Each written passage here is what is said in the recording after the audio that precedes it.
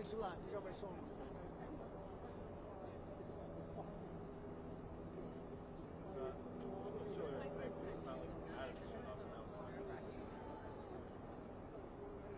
They are. It's like they set it up themselves. Tell them they're setting it up here.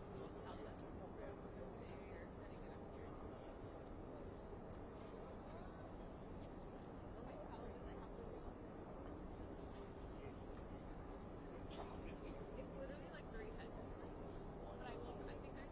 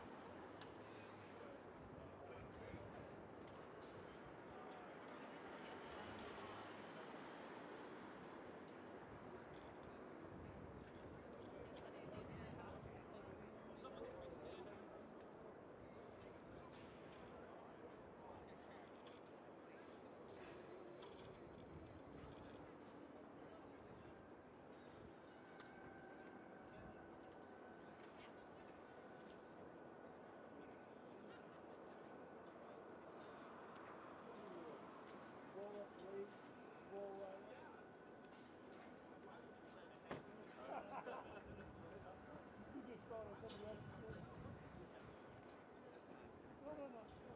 No. You are the police.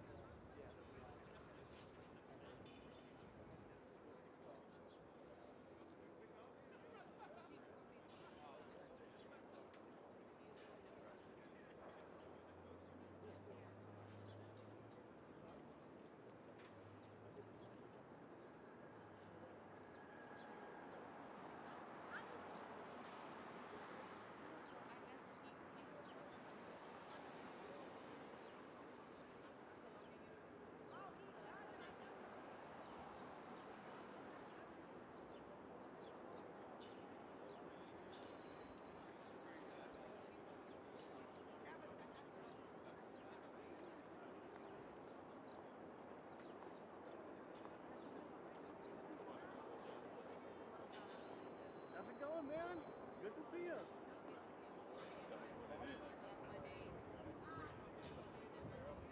Ash? Mr. Newberry? Oh, there you go. Oh, there he is. I know. Nice to meet Hey, you. nice to meet you. Yeah, we met over there. Oh, that's not. Yeah. Nice to see you. I was over here earlier. I said, where's CBS? CBS. But nobody here. I'm like, okay, well. This is Joe Ficori. And that's Hey, you know, nice to meet you. Another face. If Yeah, anything, yeah. and if anything, Joe's gonna probably be across the street with the camera over his shoulder. All right.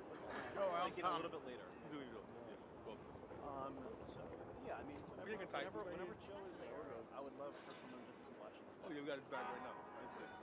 Wherever he goes, we're going to shadow him. Make sure he's all right. Yeah, I mean, like, this is a fluid situation, so Yeah, I know. just gotta kind of stay on our toes. Yeah. It's warming up. Thank you for being here. Nah. Hey, pleasure to be here, man. Okay. Pleasure, definitely. You know? Is there a time frame or what's going on? I mean, like the hearing, everyone's lining up to go inside for the actual hearing. That starts at 11:30. The hearing could last half an hour. It could last an hour and a half, 2 hours. There's no way to know. However, as soon as it's over, then you're gonna have a bunch of correspondents coming to do like their live shot updates. Right. That's what we would love, like, you guys, like just making sure, like, no one like screams, like, or does anything demonstrative, and especially if you do have like a correspondent and a crew member going into like the park, Right. definitely just like making sure that they're secure. Right. We are planning to interview either a member of the family or an attorney with our correspondent and a couple crew guys, maybe a guy like doing the audio, Right. and another cameraman. And that's important that if we are across the street, Right. we have their back watch. Yeah. Okay, got that. That's not So pretty much, it's going to be like this until court concludes. So it's going to start in about a half an hour. We're just kind of like, waiting, standing by. All right. Got it. So, Tommy, you got my number, right? Yep. And Mr. Newberry, you have my number. Feel free to call me anytime. Yep. All right? Thank you guys for being here. Oh, definitely. Thank you. Okay, great. Find your son.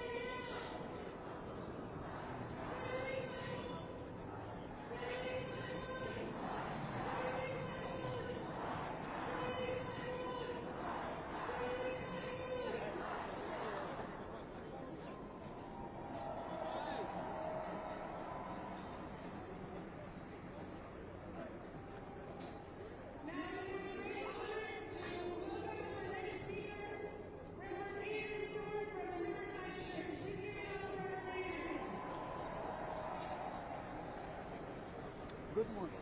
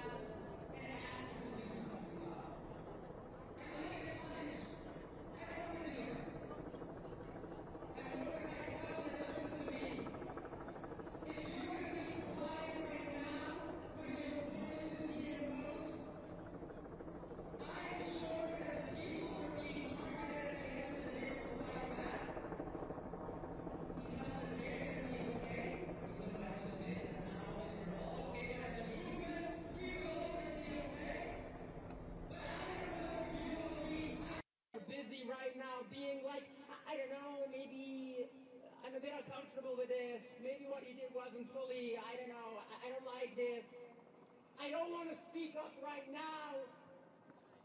I don't feel like I have the legal ability to do so, even though legal means nothing. But our response has to be, and what we're taught is, that if you stay silent in the face of tyranny, at the end of the day, you will get harmed as well. They will come for you. And I'm not talking about the Jewish community, because we know that we end up getting targeted every time minorities are targeted. Every time a group is targeted, they're coming for all of us. But I'm talking even to the people who think you are safe. I have a surprise for you. You are not. None of us are safe. But more importantly right now, I hate everything I spent the last 2 minutes talking about. And what I mean by that is I listen to people saying, oh, they're going to come for us if we don't speak up. They already came for our people.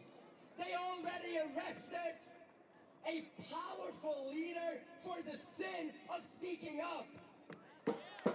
It's not about what's happening next. It's about what happened Saturday on the campus of Columbia University. Yes, we're all in danger, but most importantly right now, they have been coming for our Palestinian siblings for months and years. And that should be enough for all of us to speak up.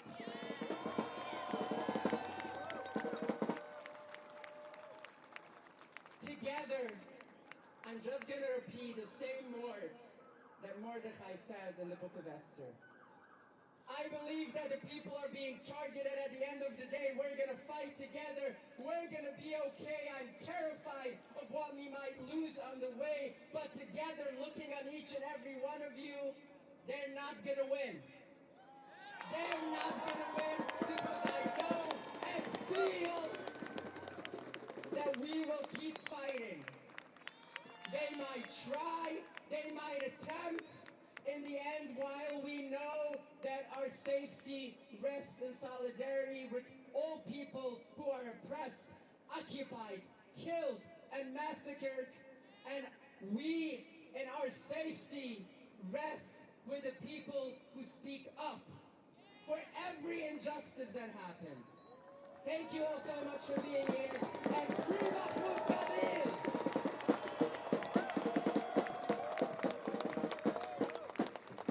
When immigrants are under attack, what do we do? What do we do? What do we do? When Palestine is under attack, what do we do? What do we do? What do we do? What do we do? Free, free Palestine! Free, free, free Palestine! Free, free Palestine! Free, free, free Palestine! Release Mahmoud right now! Release Mahmoud right now! Release Mahmoud right now! Release Mahmoud! Release Mahmoud! Release Mahmoud! Release Mahmoud!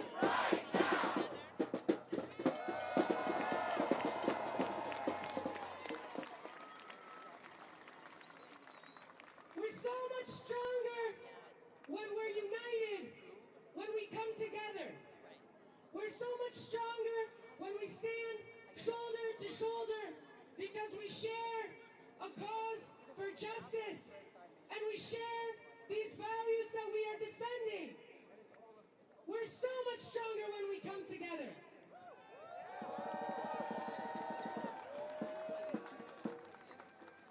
Now, our next speaker is a leader in the Muslim community.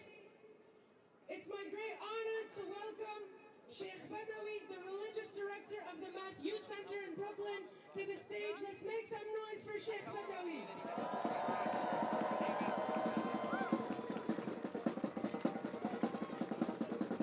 Assalamu alaikum, everyone.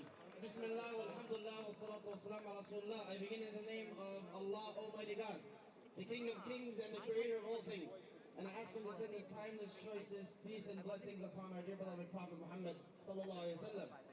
Allah Almighty God tells us in the Quran, Ya ayyuhalladhina amanu kunu qawwamina bil qisti shuhada'a lillah. O people of faith, be those who consistently stand up for the truth all the time. Be of those who stand up for justice all the time. Be witnesses before God Almighty, even if it is against yourselves, or your family members, or your kin, or your countrymen, because injustice is injustice all the time. And it should be spoken out against all the time.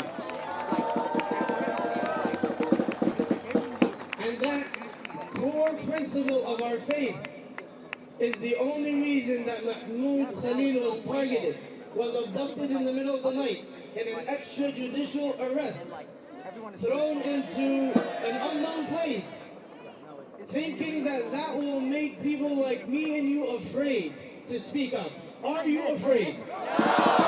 They think by doing this that people like me and you will think twice about what we have to lose. Are you thinking twice? Because I know that I'm not afraid and I don't think twice, because it is a fundamental core of my faith to stand up against tyranny and injustice, whatever the source may be, even if it is for myself.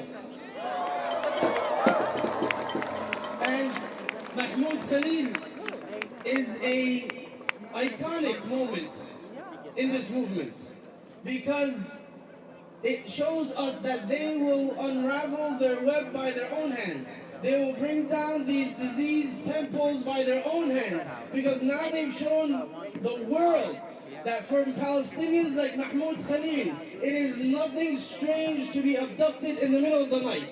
It is nothing strange to leave a heavily pregnant wife behind, not knowing where your whereabouts are. It is nothing strange to expect your first child, to be born while you are in a prison cell. How many tens of thousands of Palestinians, that is their story, that the first time they meet their parents is after decades when they are released from prison. It is the Israeli government and their cronies here in the US, from the Democrats and the Republicans, that are showing us live in our own country in front of us that if you are a Palestinian or standing up for Palestinian rights like Mahmoud Khalil, then it doesn't matter if you do everything correct. It doesn't matter if you file all the permits. It doesn't matter if you are perfectly legal. It doesn't matter if you break no laws. They will come for you. The moment that you stand up against this illegitimate occupation and all the diseased system that props it up, they will come for you. And are you afraid? They used to tell the fable as a lesson, and I'm sure you will find the conclusion before I get to the end, but I'll say it anyway because that's what preachers do, right? It's a story about three bulls, a white, a red, and a black bull. And they're large animals with horns, and they're together in a herd. So the lion comes up to them, wishing to hunt them, and they push him away. They attack him. They defend themselves, they resist. A very logical, you don't need any religion to tell you that you resist in the face of oppression. That you have the right to self-defense. That by hook or crook you demand your rights, you take them. You don't wait for your oppressor to give it to you by crumbs. So when he sees their united front, he retreats and approaches the white bull on his own. And he tells him, these bulls are a different color. These bulls don't have your best interest at heart. And he continues to work on him until he separates himself from the herd and he's eaten the next day. They wake up the next day, they notice that there's two of them, and they stay silent. So he goes to the black bull, and he does the same thing. And then when the third morning comes, and the red bull is on his own, he sees the lion approach smiling. And he tells himself, "Ukiltu yawma ukila ath-thawr al-abyad." I was eaten, I was on the menu the day that you ate the first bull. That's all of us. That's all of us if we watch Mahmoud Khalil and do nothing. That's all of us if we go back to shopping and watching the Super Bowl and shopping on Amazon and all this nonsense that they want to distract us with. That is all of us if we stay silent, if we're afraid today. So I ask you again, are you afraid? No. Will you go home? Will you forget Mahmoud Khalil? No. At what point will you stop when there is a free Palestine? And even then, there's still the Congo. There's still Turkmenistan. There's still every single iota of injustice in this world, because that is why we are here. Because God Almighty told us, O people of faith, be of those who consistently stand up for the sake of justice, stand in the face of oppression, be witnesses before God Almighty, even if it is against yourself or your countrymen or everything that surrounds you, even if you are alone. Because it is not about self-preservation. It is not about the fact that they may come for me that makes me stand up here. It is the fact that it is my right before God Almighty and my fellow human beings, specifically my brothers and sisters in Palestine, my brothers and sisters in faith, the bond that supersedes every nationality, every single law. Because they've shown us over and over again that these laws mean nothing. They're made to protect them and not us. So tell yourselves very strongly, with the strongest determination that you've ever had, that this is only the beginning. We pray for Mahmoud Khalil and his family, and we demand his immediate release. I thank all of you for coming here, and I ask God Almighty to establish justice for the Palestinian people and all over the world. And thank you. Wassalamu alaikum. Thank you, hon. Up with liberation! Up with liberation! Down with deportation! Down with deportation! Up with liberation! Up with liberation! Down with occupation! Down with occupation! Up with liberation! Down with deportation! Up with liberation! Down with occupation!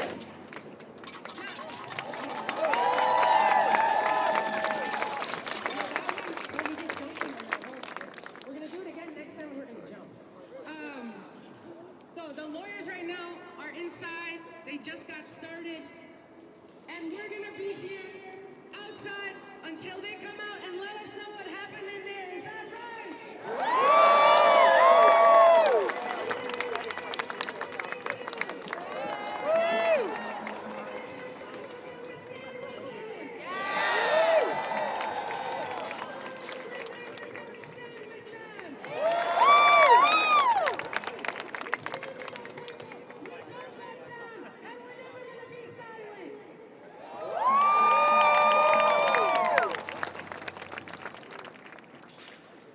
Our next speaker exemplifies this, that in the face of injustice, in the face of these disgusting policies that take away our people in the middle of the night, we don't stay silent, we don't back down, and we fight back.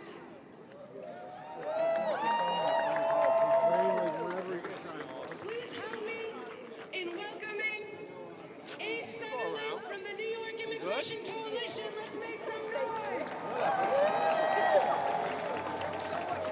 It's a cheat code for me. What do we do? When trans people are under attack, what do we do?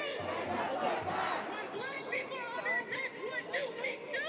Stand up, fight back! When Mahmoud Khalil is under attack, what do we do? Stand up, fight back! With that, good morning, New York. My name is A. Sutherland, my pronouns are they, them, and I have the honor of being the Director of Organizing and Strategy at the New York Immigration Coalition. Most importantly, something that I cannot leave the stage without saying is that I'm a naturalized citizen. I am an immigrant from Jamaica. And I'm here to show you what immigration looks like, right? Like, I want to make sure that y'all see all types of immigrants today. And that you all Yeah. Just hold it up. Whoa. Right, and I feel it because I am not just a movement. I am a singular person. I am a queer person. I'm a trans person. I'm non-binary, and I'm beautifully so. So today, my message is short and simple. I want to make sure that y'all remember that Mahmoud Khalil could be you too, right? If he can get taken from his home for being vocal, for being here, for speaking up, that can happen to any one of us. And understand that I get that we're scared, but this is not the time to back down. Right? This is the time to make sure that this happens to no one else. Yeah. And if they're coming for this community first, understand they're coming for the other one next. Whether that's black people, disabled people, trans people, queer people. Yo, they've been coming for all of us for decades. We're not new to this, we're true to this, right? So when I say, what do we do when Mahmoud Khalil is under attack? What do we do? I urge y'all to remember that when I leave this stage. Gotta watch him. You could be him too. Gotta watch this dude. And intersectionality matters. His reputation Immigrants look like precedes me him. too. How are you, man? I'm glad to see you here. Too. That way I don't have to cover all this. Well, I don't know about Let's give that. it up for us one I don't know what I'm giving you. I'm live right now, so they're just going to record stuff. And Roselle will put an edit out of this shortly. Is Roselle still there? Now all of our movements I'll see you before the are end of the day, united. right? We're all doing good. progressive movements. We're all fighting for the right for people to live in dignity, to live in freedom, to have freedom of speech, to live in freedom from the fear of bombs falling on their heads in Gaza, No, because I can hear you. and to live here with basic necessities and needs met instead of having our money spent billions of dollars on murdering people abroad. And when we take a stand against this, when we speak out, when we protest, the Trump administration comes back and tries to silence us, and we won't be silent.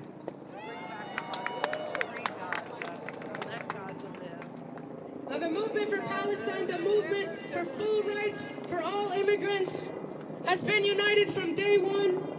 And right now is the time for all of us to keep coming together in the streets for as long as it takes.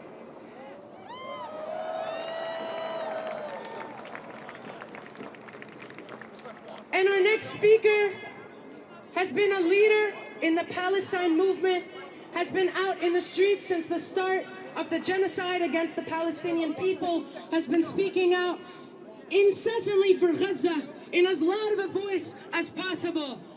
Please make some noise for Lena from Palo Alto.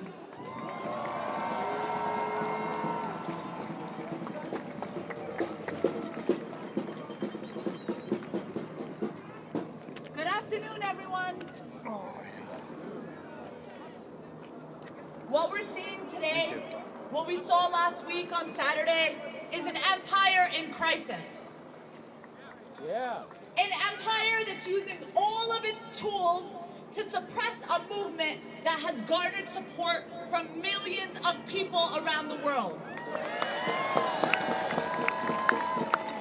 It's a movement that has made clear that what's happening in Gaza, what's happening in the West Bank, is a direct reflection of the values that we espouse here in the United States in the belly of the beast.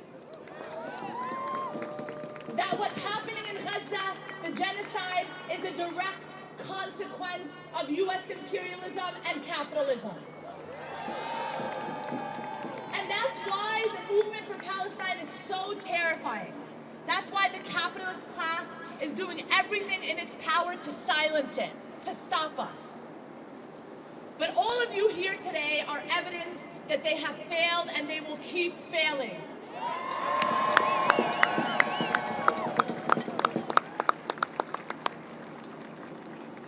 And although this may be new to some of us, depending on how old we are, this isn't new in the history of the U.S. empire. It's what they did when they bombed a home in Philadelphia in 1985 belonging to black activists. Shame. It's what they did in 2017 when they deported Rasmiya Oda, a naturalized U.S. citizen. Shame. Because when an empire is in crisis, when capitalism is in crisis, it will use every strategy, legal or illegal, to repress the people, calling out all of the contradictions. To the people standing up for the most marginalized, to the people saying we will not be silenced. They will be called terrorists, like Rasmiya Oda, like Mahmoud Khalil, and the law will be changed to criminalize their conduct.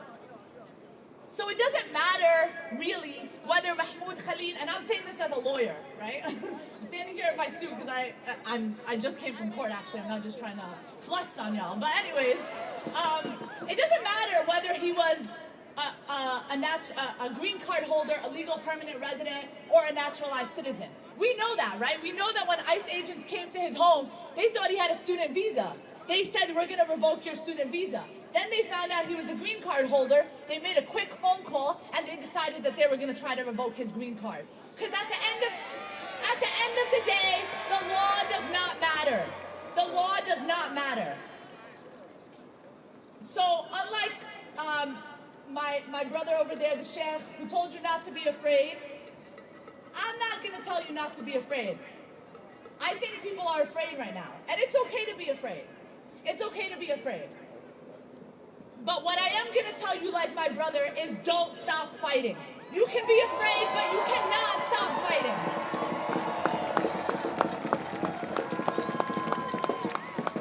You can be afraid, you can feel afraid, you can plan and organize around that, but do not stop fighting. Do not go home. Do not stop coming into the streets. Because it's the least we can do.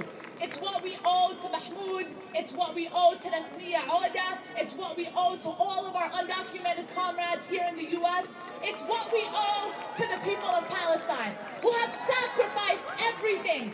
The people of Palestine have sacrificed everything, not only to liberate themselves, but to liberate us.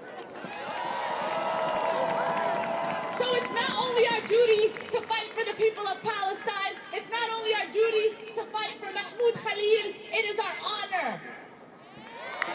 It is an honor to fight for the people of Palestine. And you know what? They're more afraid than us. They're more afraid than us. We're afraid, we can be a little afraid, but we're gonna still keep coming out. They are more afraid than us. And that is why they're doing everything they're doing. That is why they detained Mahmoud Khalil. So are we gonna stop coming out? No. Are we gonna stop fighting? No. Are we gonna stay on the streets? Yeah. Free, free Palestine! Free, free Palestine! Free, free, free Palestine! Free, free, free Palestine! Free, free Palestine! Free, free Palestine! Free, free, free Palestine! Free, free Palestine! Thank you.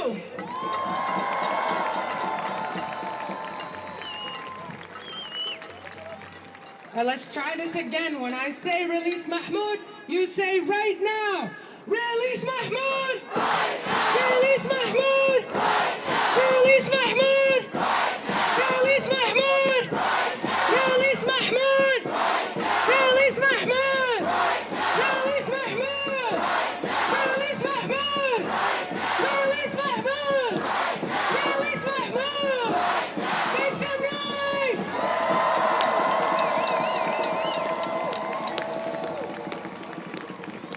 You ready to stay out here?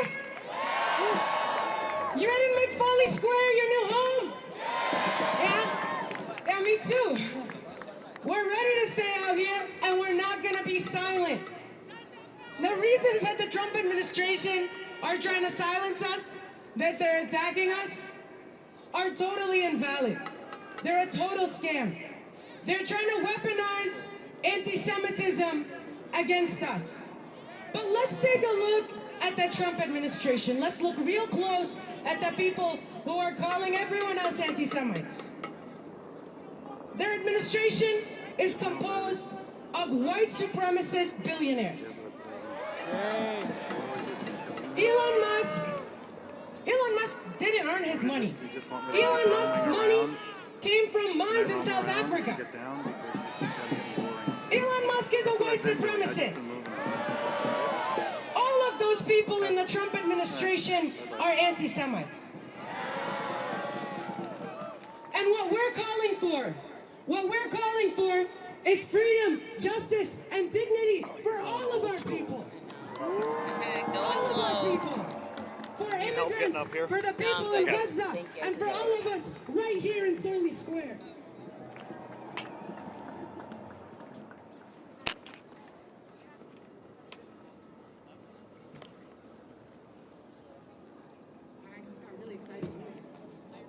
We got exciting news. I was just hyping you up to stay here until nighttime. But it sounds like they're actually about to come out right now.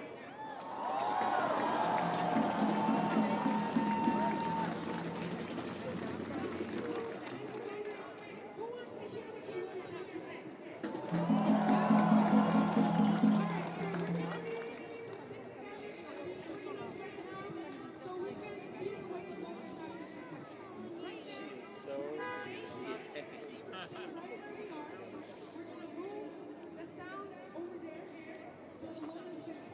Where are they moving it to? Where did she say they were moving it to? Oh.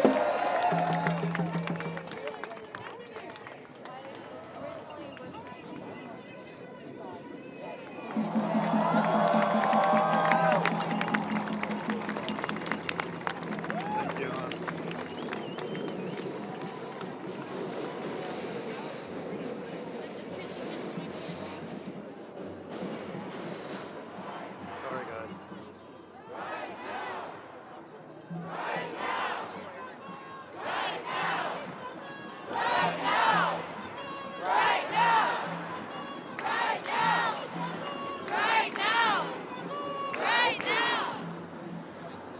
By that Lafayette Street sign, yeah.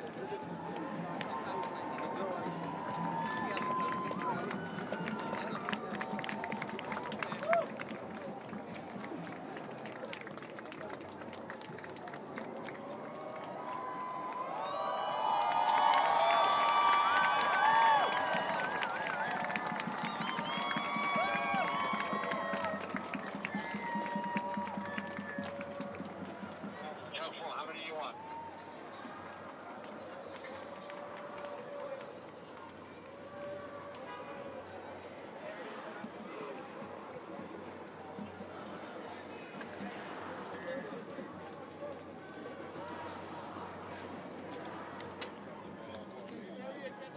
Excuse me, guys.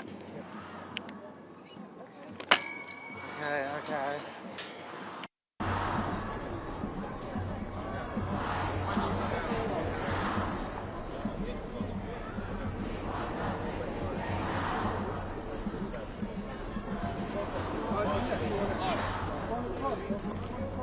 She was in line, supposedly. There was a photo of her. Ladies, gentlemen, sidewalk has to stay clear, otherwise they're going to clear everybody out. The lawyers are going right there. That's right.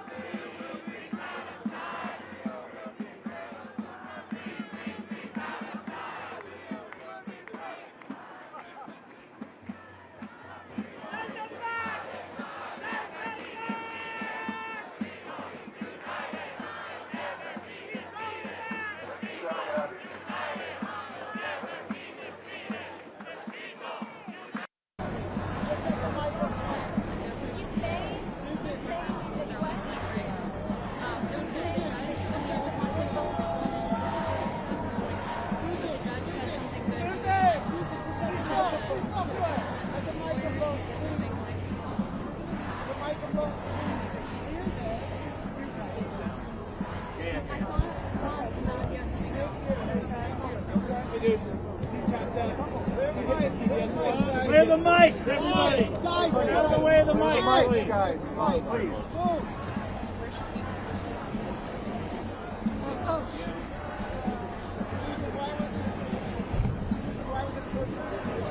No matter where you stand on genocide, freedom of speech is something that Can you hold the mic? This is more important than any of this. I'm sorry. Thank you so much. So no matter where you stand on genocide, freedom of speech is an issue, is a right that we all have. And this is a turning point in the history and the freedom of this country. Thank you so much. Speak up!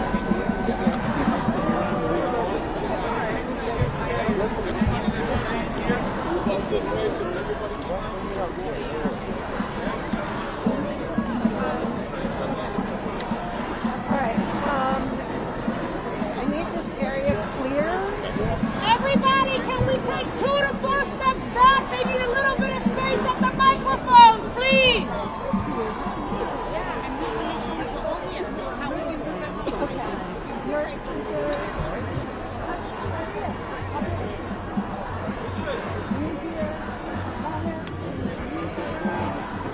That's okay.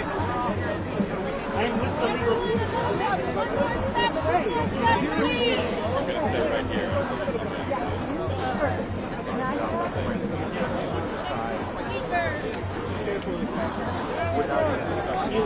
Raise up that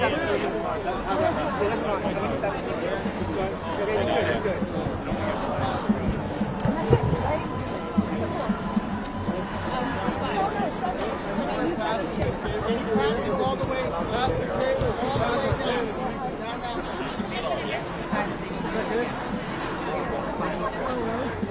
Lexi, where's Lexi?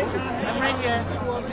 Right in front of you. Can you let Visa know to send the thing? I can't. I don't have enough hands. Push down your back.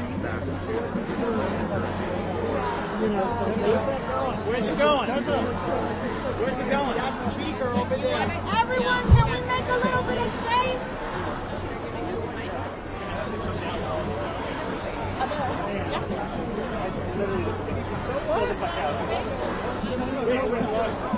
Yeah, Rich, we all have live cameras here. I get that. I get that. I get that.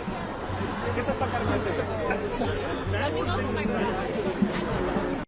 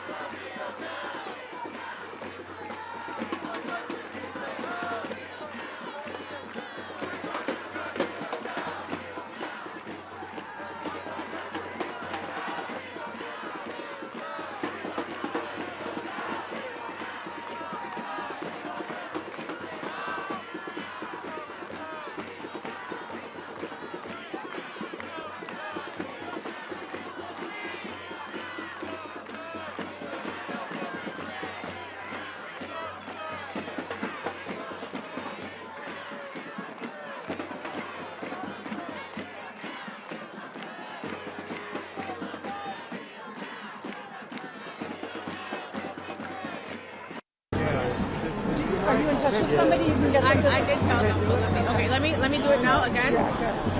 We need quiet.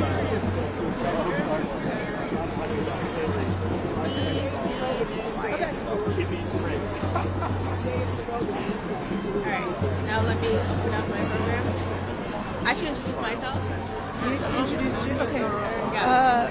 I'm going to start. Yeah? Yeah? When you tell me, I'm ready to start. I just want them to be quiet so that...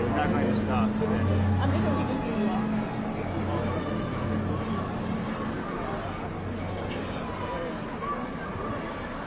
just ask them to project. Okay. We'll do our best. Okay. Ready? Oh, okay. Just project. They're gonna quiet down. Yeah. All right. Just project. All right. Hello, everyone. My name is Abir Kawas. I am the Associate Director of Partnerships at CLEAR, and I will be getting us through the program today. Thank you all for being here.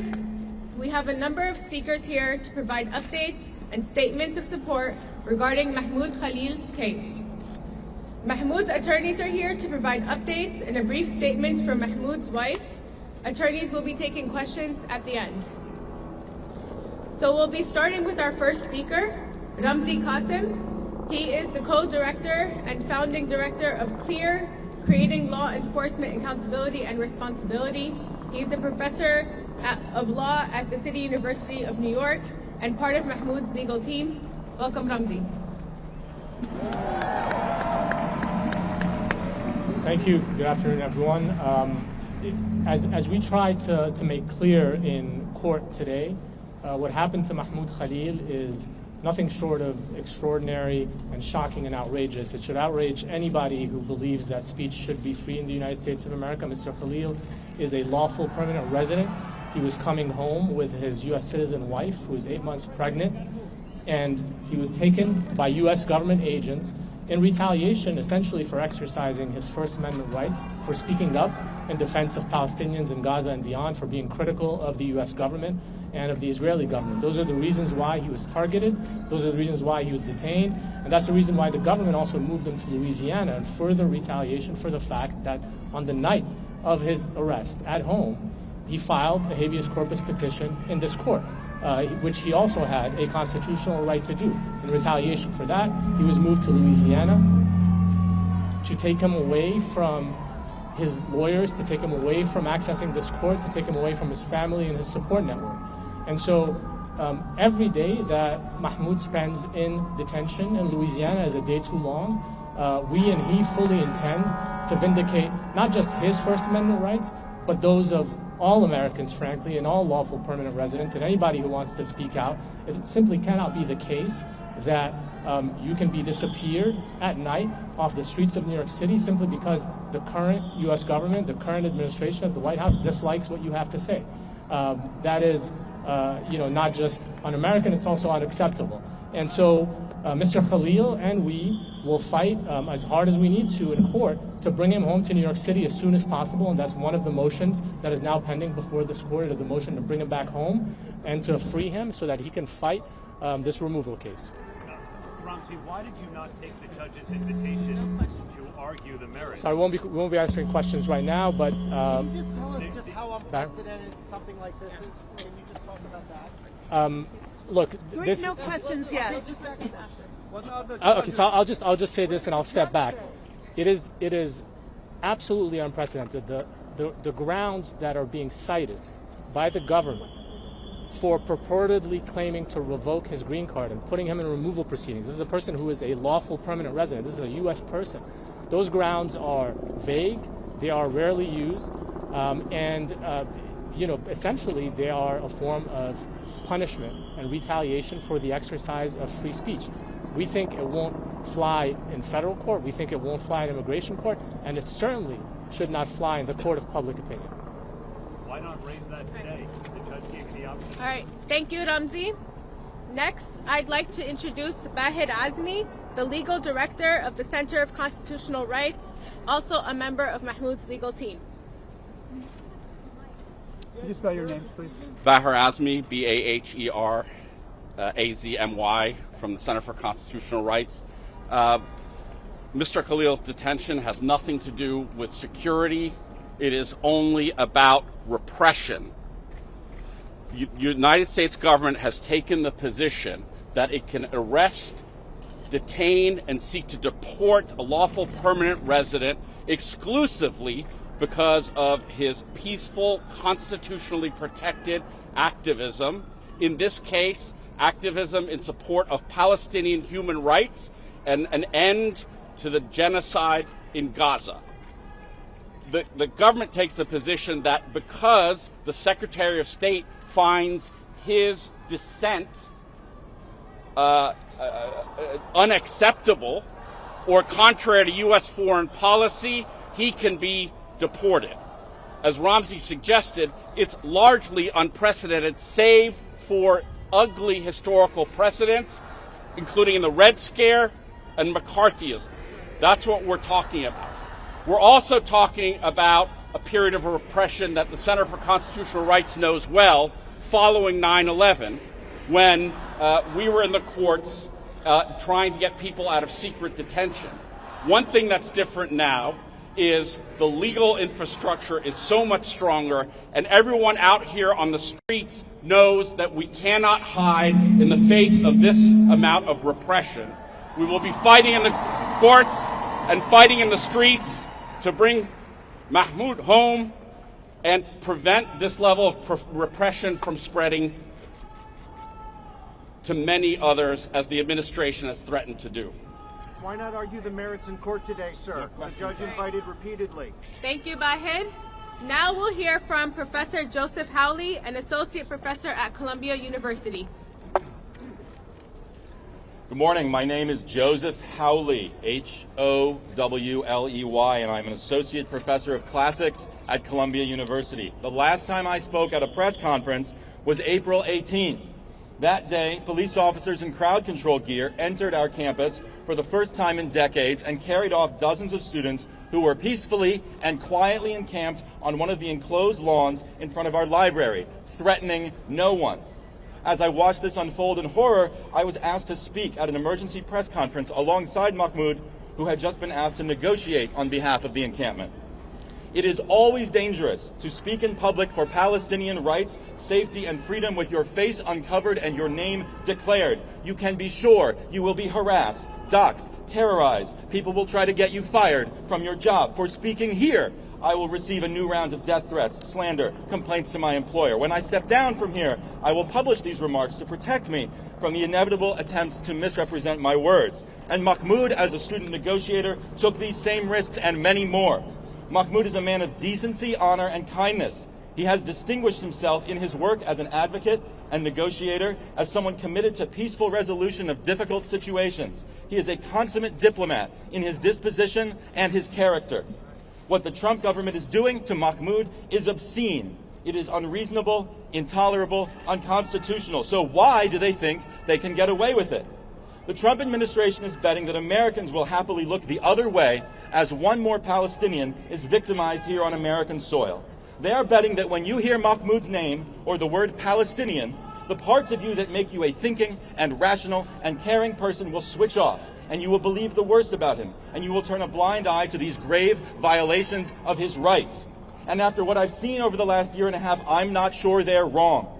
Anti-Palestinian groups have spent all year casually leveling the most dangerous accusations on the flimsiest grounds, and members of our own community have repeated them. Don't like seeing a kafia? Call them a terrorist and call the cops. Don't like their views? Call them anti-Semitic and get them expelled. Don't like that your Jewish colleague has the chutzpah to say free Palestine? Report him for Jew hatred to a university task force. Don't like seeing a broad and diverse movement of courageous young people standing together against the ethnic cleansing of Gaza? Call your friends in the government and send the feds to their door. As an educator, it disgusts me that anyone who wants to be taken seriously in association with a university would deal so ignorantly with language and truth. But more than that, I am ashamed as a Jewish person that this kind of slander has found currency in some parts of my own community in service of the racist and anti-Semitic Trump agenda. Trump's claim that this atrocity combats anti-Semitism is insulting. We will not take lectures on anti-Semitism from segregationists and neo-Nazis. We will not allow a white supremacist president and his party to claim the mantle of Jewish safety as they shred the Constitution and spin outlandish legal theories to justify the suppression of dissent and the brutalization of those who oppose war and apartheid. One of the most insidious forms of prejudice toward Jews is the trope of dual allegiance, which suggests that we Jews, because of our ethnicity or religion, have secret political commitments at odds with the communities we live in, that we are not to be trusted, that you should always believe the worst about us. When Donald Trump sneers at globalists, this is what he means. And when I see people unquestioningly trafficking in the wildest assertions about Mahmoud just because he is Palestinian, I hear the exact same kind of prejudice that drove generations of my own family from their homes in Europe. Anyone who spread the lies about Mahmoud that resulted in his detention should be ashamed. And if you find yourself believing whatever someone tells you about Mahmoud just because he is Palestinian or because he spoke up against a murderous war that you somehow still support, I can only implore you to scrutinize your own soul. Why are we here? Because we want our friend back. But we are also here because what happens to Mahmoud could happen to any of us. If they can strip the green card from a lawful permanent resident, they can do whatever they want to a citizen. If you're waiting for permission to think of this as a crisis, here it is. What has been done to Mahmoud goes far beyond whether or not you agree with the cause of Palestinian liberation. Where exactly are we in the poem that begins, "When they came for the communists, I did not speak out"? Well, they've already come for the asylum seekers. They've come for the migrant families. Now they've come for Mahmoud Khalil. It's not a very long poem. So how far down the list do you think you are?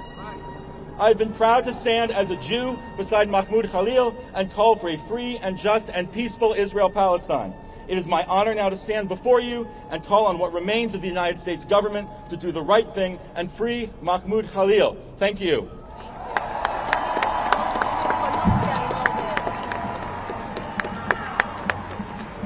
Hi, all. Next, we'll have Joshua Draytel from the law firm representing Mahmoud. And this is also on behalf of Amy Greer, who's in our firm, who has handled this case and will continue to handle this case, but unfortunately could not be here today. And the principles at issue in this case are, of course, of extraordinary importance, and my colleagues have laid that out here and in court. But as important as those principles are, our commitment to the case, the whole team's commitment to the case, and Amy's commitment to this case is also about the human being, Mahmoud Khalil. He is a person who is loved, who is respected, who has earned that through his conduct and his commitment to his community and to all of us. We thank the people beyond the cameras who are here for their support, and we appreciate it, Mahmoud appreciates it, and ultimately the rest of this country and the world will appreciate it. Thank you. Thank you. Next, we'll have Professor Nadia El-Hedj, a professor of anthropology at Barnard and Columbia. Hello, my name is Nadia El-Hedj. Last name is Abuelhaj. So how did we get here? How did we get to the point where Mahmoud Khalil, a mild-mannered and thoughtful Palestinian political activist, a legal permanent resident of the U.S. who has not been charged, let alone convicted of a crime, can be picked up outside his home and shipped to a Louisiana detention center? That the Secretary of State and the President can name him as the first of many who will be rounded up and deported for what is, in fact, political dissent.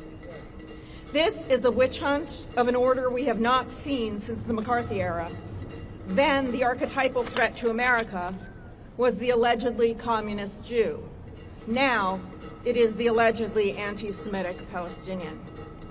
But lest the Democratic Party feel self-satisfied as the Republican administration takes a sledgehammer to our basic constitutional rights, this did not begin 2 months ago.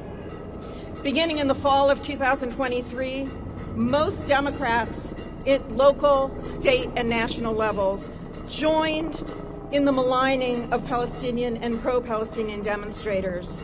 They labeled the movement anti-Semitic, as operating in support of terrorism, ignoring the reality on the ground to which these students were responding.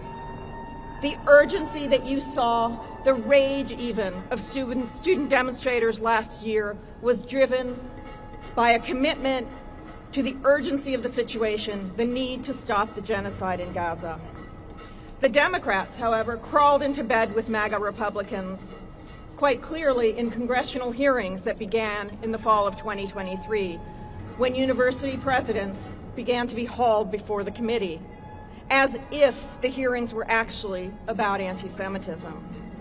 The party of Charlottesville, the party of Nazi salutes and support for Germany's neo-Nazi party, the AfD, is not concerned with anti-Semitism. And no Democrat that has aligned with them can be taken seriously on that front. Insofar as you, our Democratic politicians, continue to refer to Mahmoud Khalil's speech as abhorrent, presumably while defending his right to say what he does, that is, presumably while defending his right to be abhorrent, you are part of the problem.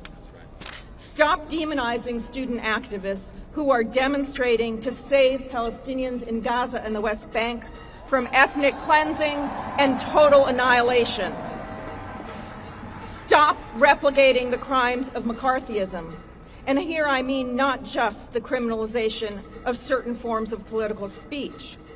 More fundamentally, I mean stop replicating the crime of demonizing an entire group of people as dangerous, as a threat, as abhorrent even.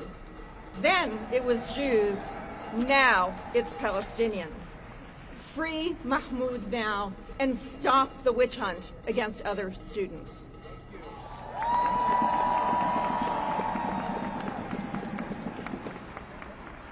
Thank you, Professor. Next, I'd like to bring up Shaza Aboushi Dalal, one of the staff attorneys at CLEAR, who will be reading a statement by Mahmoud's wife.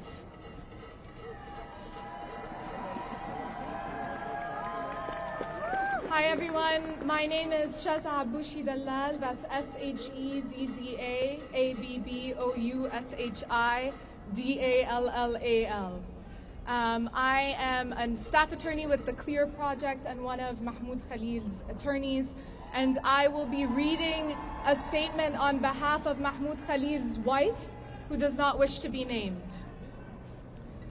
My husband was kidnapped from our home, and it's shameful that the United States government continues to hold him because he stood for the rights and lives of his people. I demand his immediate release and return to our family. His disappearance has devastated our lives. Every day without him is filled with uncertainty, not just for me, but for our entire family and community.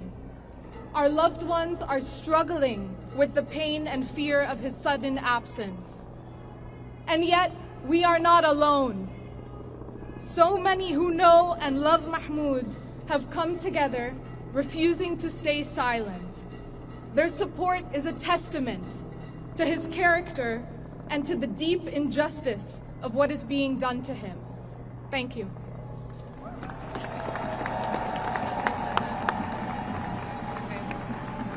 Thank you, Shaza. We're going to bring up some of Mahmoud's legal team to answer questions for you all. I will be calling on the people and letting you all know who will go first. Okay, questions? How long can they hold him? Let's say if you don't bring the agents, let's say he doesn't, like, what is the procedure? Repeat the question. How long will you need to, sorry, you need to, you step back and can you step close to the, both of you close to the microphone? He's already asked the question. Let's get somebody. Shoulder to shoulder. Okay, how long can they hold him? How long can they hold him? Look, we are seeking to bring him back. We're seeking to have him released. And we're going to do that whether it's in federal court or an immigration court. There are limits to how long a person can be held in immigration court. But frankly, that's irrelevant because we are going to ask for him to be released as expeditiously as possible, and we will do that in any court that will hear us. Why couldn't that be done today? And can you just respond to the government's claims that this is about his views not being in line with national security? Can you legally speak to us about that?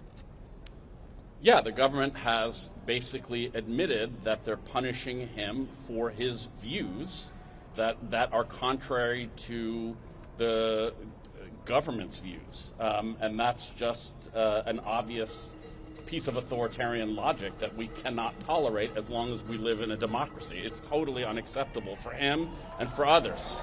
The government's attorney said in the courtroom that it thinks the proper venue, the proper jurisdiction is either Louisiana or New Jersey, but not New York. Why? The government is claiming, and you know, this is really a question for the government, but the government is claiming that because at the time he filed a habeas corpus petition in this court, he was already in New Jersey. They had already moved him to New Jersey as part of their plan, again, to move him 1,000 miles away to Louisiana, to take him away from this court, from his lawyers, from his support network. And you know, of course, the goal in all of this is to silence not just Mahmoud, but to silence anyone who will speak in defense of Palestinian lives and rights. And clearly, as you can see by the thousands of people who have come out, not just today, but this past week, that is backfired. People are not silenced. People are not bowed in any way, shape, or form. And this idea that the movement in support of Palestinian lives is somehow driven and supported mainly by foreigners and non-citizens and individuals who are marginalized is clearly false. It is an American movement, and of course there are non-citizens and green card holders as well. But it is mainstream, as you can see from the diverse crowd that has come out, not just here today, but campuses nationwide for the past year. The government says they have flyers. Do you think it could be planted? What is the judge asking of you now, sir? Your client that he organized protests where Hamas propaganda was distributed. Can you guys address that? The government's position is that Mahmoud has views that are similar to Hamas, namely that Mahmoud believes in Palestinian human rights and the end to an ongoing genocide. And it is for that reason, as the White House and the Department of Homeland Security have said, that he has been arrested, detained, and potentially removed. So it's their disagreement with his viewpoint, not any remotely scintilla of security threat that's driving this. Again, it's about repression. It's not about security. I would add that, you know, whatever flyers the White House spokesperson may have been talking about, that has certainly not been the government's position in court. So I think that's an important thing to keep in mind, that the White House spokesperson says a lot of things that are unsubstantiated, not just on this case. I would pay attention to what they actually, you know, put forward in court. Can you speak to what Mahmoud is doing, how he's been in court, or been in Louisiana? I mean, as you can imagine, these are very difficult circumstances. Mahmoud and his wife, I mean, the last thing they expected was for something like this to happen. They had every reason to expect stability. He's a lawful permanent resident. She's a U.S. citizen. They're about to welcome their firstborn child next month. That's what they were thinking about, not, you know, this scenario where he's abducted, coming home at night, and you know, rendered to a location 1,000 miles away by the U.S. government on account of his speech. In light of that, you know, Mahmoud, of course, is a fighter. He's been a prominent advocate for Palestinian rights. He's equally unbowed. He's in good spirits considering these circumstances, and he looks forward to being back here at home in New York. What are the immediate next steps? Immediate next steps? The question is about immediate next steps. We will be filing amended papers demonstrating joined by our colleagues from the ACLU and the New York Civil Liberties Union, filing amended papers that substantiate in more detail the unlawful nature of his detention, and thereafter will pursue an expedited schedule to have the court hear his demand that his detention is unlawful and that he should be released. And we will also be dealing with the government's claim that this court is not the proper venue, and largely at the same time over the next week. What would you say to understanding legally why this is, you're saying what they're saying publicly versus what's happening in court? Yeah, that's what I was What is the legal reason here for what the government is explaining to you why they're doing? The government, as far as we understand it, is relying on a rarely used provision in immigration law to justify the detention of a lawful permanent resident and his placement and removal proceeding. It is a provision that basically says that if the Secretary of State determines that a non-citizen's presence or activity in this country poses a serious risk of like adverse foreign policy consequences potentially, that person can be processed for removal. Now, of course, that provision is not only rarely used, it is certainly not intended by Congress to be used to silence dissent. In other words, the times that it has been used to, for example, prohibit the visas for folks who have, people who have interfered with democracy in their home countries, former officials. Those are the kinds of scenarios where you see that law used. It is not intended to be used to silence pro-Palestinian speech or any other speech that the government happens to dislike. And for that reason, we believe that this case is not going to set the precedent that the government wants it to set, whether it's in federal court or an immigration court. And you already know just by looking behind you that it's not having the effect that the government wants it to have on, people's solidarity with Palestinians. Okay, last question. Last question. Sorry, last question.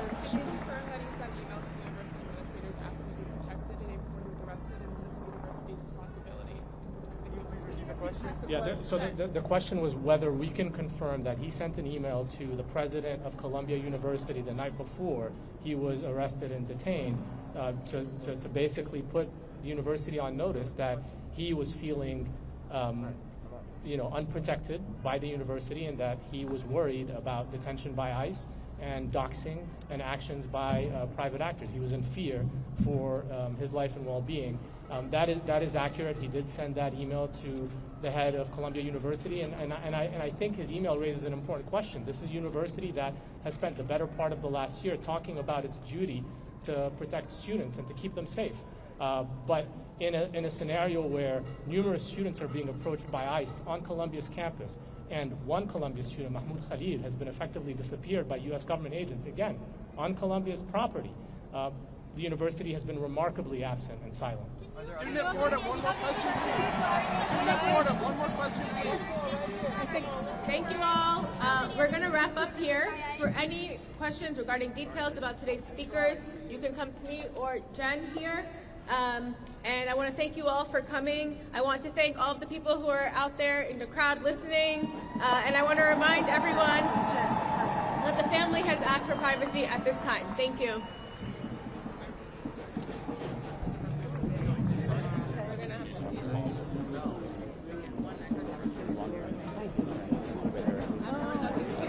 That's just for today. That's really stories of this country.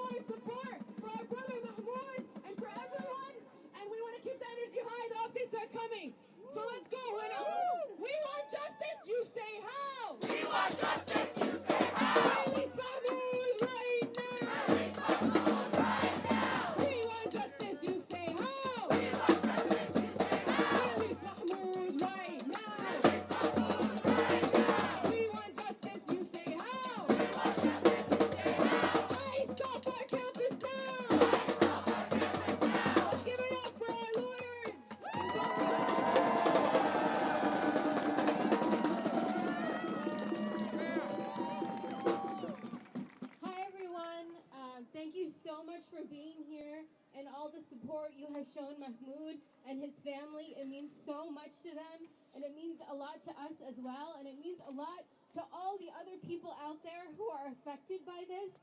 There are people who don't have Mahmoud's profile, who are being targeted right now, who also need your support, and who also need your support in the coming days.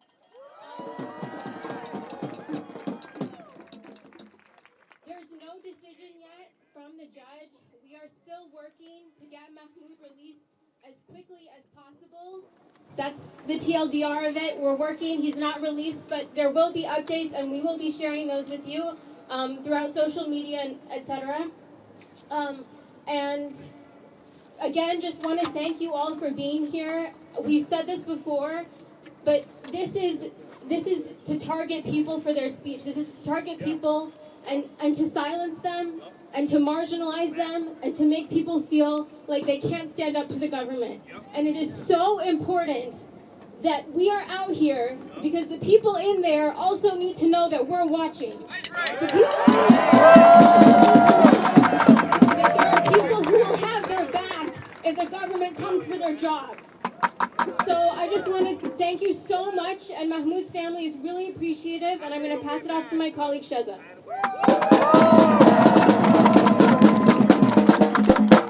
I understand that you all had some trouble hearing and understanding what was happening inside, so at organizers' requests, I'll give a little bit of an update, and I'll try to keep it brief. We went in there with the primary objective of moving the fight forward to bring Mahmoud back to New York so that we can fight his case here and get him released back to his 8-month pregnant wife, back to his amazing community, back to all of you.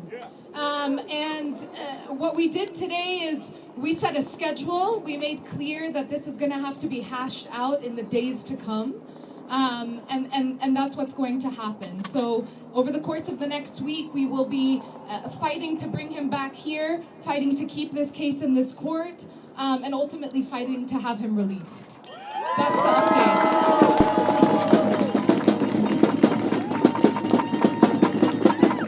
And I will pass it off to my colleague Ramzi, who argued on behalf of Mahmoud today.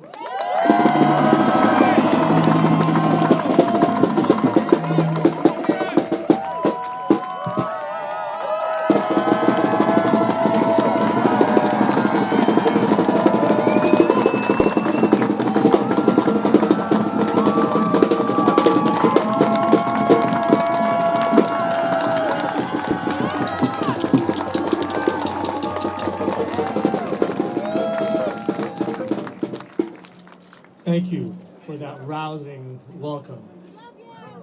Love you, man.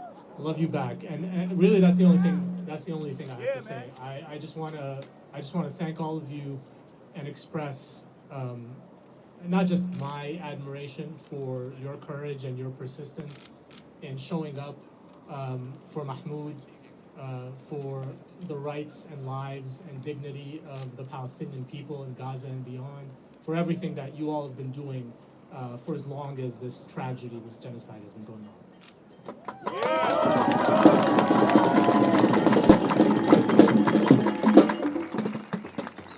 And the last thing I'll say is it doesn't matter how long this fight is going to last, because we know, and more importantly, Mahmoud and his family knows that you are with him, and that is a huge source of sustenance and courage, and that's what's going to enable us to keep doing this for as long as we need to until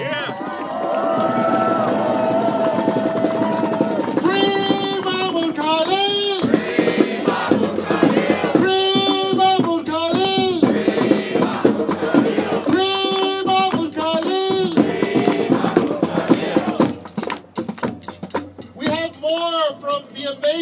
legal team defending our brother Mahmoud Khalil. Thank you all so much for being here. My name is Samat Sisay. I am an attorney at the Center for Constitutional Rights. Hi everybody, my name is Yara Shamas, also with the Center for Constitutional Rights. CCR is extremely appalled by what has happened to Mahmoud, and also what unfortunately could happen to many other students who are speaking out on behalf of Palestinian rights, protesting the genocide happening in Gaza, and saying that the United States government is complicit in that genocide. Speaking out against what the Trump administration is doing does not give them the right to disappear our people.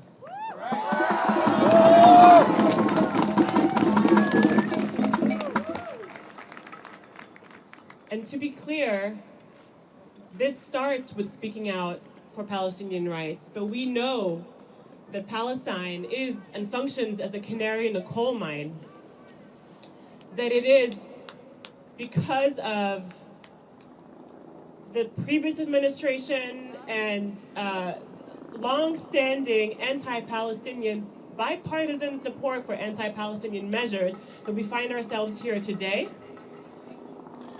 And we need to fight as hard as we can for Mahmoud because of what this portends.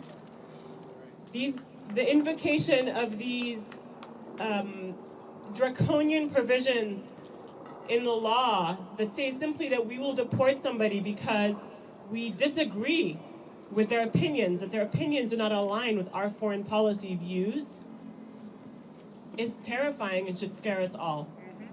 So we will keep fighting for Mahmoud and anybody else that is subjected to these draconian laws. Thank you all for being here.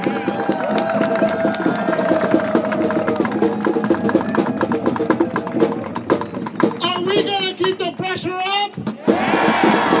Are we going to keep the pressure up? The legal team is going to keep fighting in the courts, but I want to know if you're going to keep fighting in the streets. Only the movement of the people can defeat these fascists in the White House. Only the movement of the people can defend our rights. Only the movement of the people can free our prisoners. So we want to know again, are you going to keep the pressure up? Because the battle to release Mahmoud Khalil does not end today. It continues tomorrow until we get his freedom.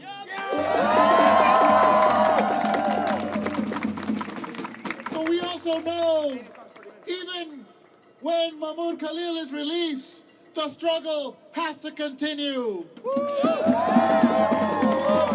We have to keep up the fight against this government of the billionaires.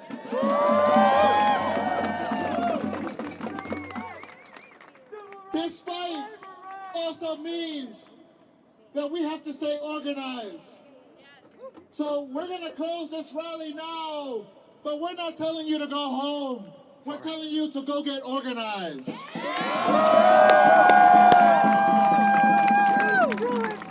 Follow the Palestinian Youth Movement. Follow the People's Forum. Come to our volunteers organizing meeting next Monday, 6:30 p.m. We have to stay organized and we have to stay together. Thank you for coming out today. The people united will never be defeated. The people united will never be defeated. The people united will never be defeated. Free, free Palestine. Free, free Palestine. Free, free, free Palestine. Free, free, free Palestine. Free, free Palestine. Free, free Palestine. Free, free, free Palestine. Free, free, free Palestine. I believe that we will